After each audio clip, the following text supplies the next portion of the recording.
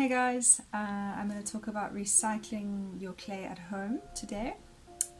It's very easy to do, and it's just a matter of collecting all the little bits at their different stages and trying to get them to an even consistency before you can rework the clay back into clay that can be built with. So you can either keep your clay bits, like as you're working on your piece, shavings and little bits and bobs that come off pieces that you aren't using anymore. I'm going to show you that in a second, what that looks like, but you can either keep it in a bucket or an ice cream tub or something, or you could keep it in a plastic bag.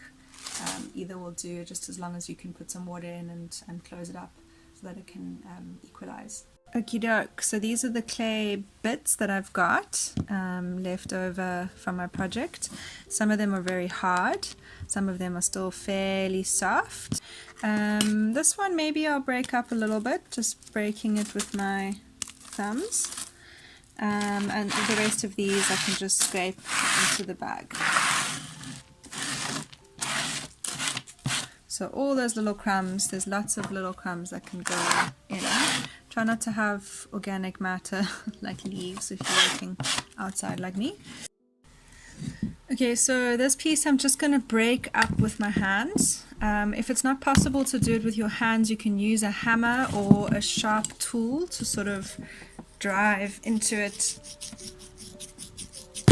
and break it apart like that. So you want pieces that are about that sort of size. So I'd say the size of like your thumb is maybe the maximum size you want. The smaller your particles, the more even your clay is going to be. If you think about it, this big chunk of hard clay sitting in amongst the rest of the wet clay is going to mean that you've got quite inconsistent clay, and we really want to just equalize everything.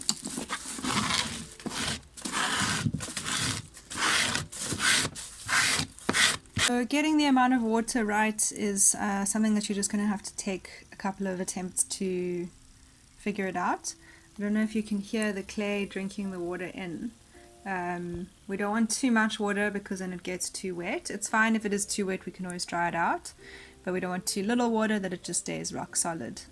So the next day my water has been soaking into the dry clay, which is now quite soft and mushy. And I have just found an old piece of wood at home onto which I can lay the clay so that it can dry out.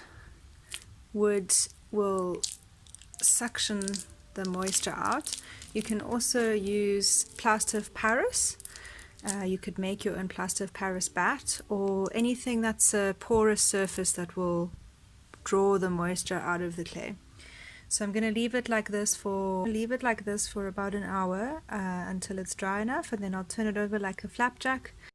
Okay, it's been about an hour and I can feel that the clay is ready to be lifted off of the board and is a bit drier on this bottom side. The top is still quite sticky, so I'm going to turn it over like a patty and let the other side be exposed for a bit.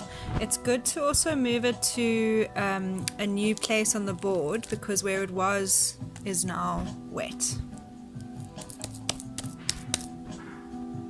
It's still a bit wet, but I can start to show you how to rework it. So I like to use a wire cutter and slice through the clay, piling it on top of itself. This just helps to work any inconsistencies in the clay, any softer bits or harder bits, more evenly together. So just without overthinking it, wiring through. Just put my knee on there and then I can wedge.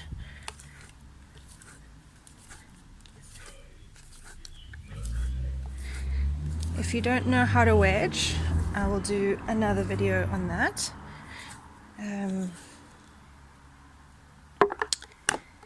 So I'm going to wedge, wire through a little bit more, keep putting it on top of the next piece. So this clay is quite wet, which will mean that it's good for hand building, but not so good for throwing. If I wanted the clay to be less wet, I would just leave it out to dry in that paddy shape and keep turning it every couple of hours for a bit longer.